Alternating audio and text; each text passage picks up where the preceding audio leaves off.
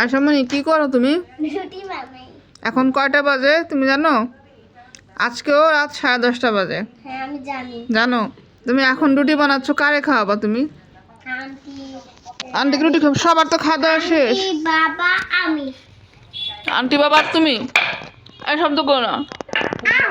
সবার খাওয়া দাওয়া শেষ, তুমি এখন রুটি বানাচ্ছ, কার খাওয়াবা কাকে?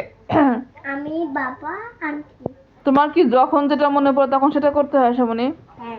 এখন হচ্ছে ঘুমানোর সময়, তুমি ব্রাশ করবা, তোমার বাবা তোমার জামা কাপড় চেঞ্জ করবে, তোমাকে লোশন লাগাবে, তোমার চুল আঁচড়াবে, তোমার কতগুলো কাজ। ডাইপার পরাবে। হ্যাঁ, ডাইপার পরাবে। আর তুমি বসে বসে রুটি বানাচ্ছ। বন্ধুরা দেখো, আয়শামণি রুটি বানাচ্ছে তোমাদের জন্য। বন্ধুদের দাওয়াত দিয়ে দাও।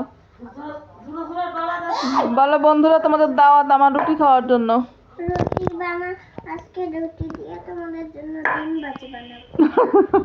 রুটি দিয়ে ডিম ভাজি বানাবা? এটার মধ্যে ডিম ভাজি দিয়ে তারপর একটু পোস্ট করবো। তারপর রুটি দিয়ে বন্ধুদের খাওয়াবা? হ্যাঁ।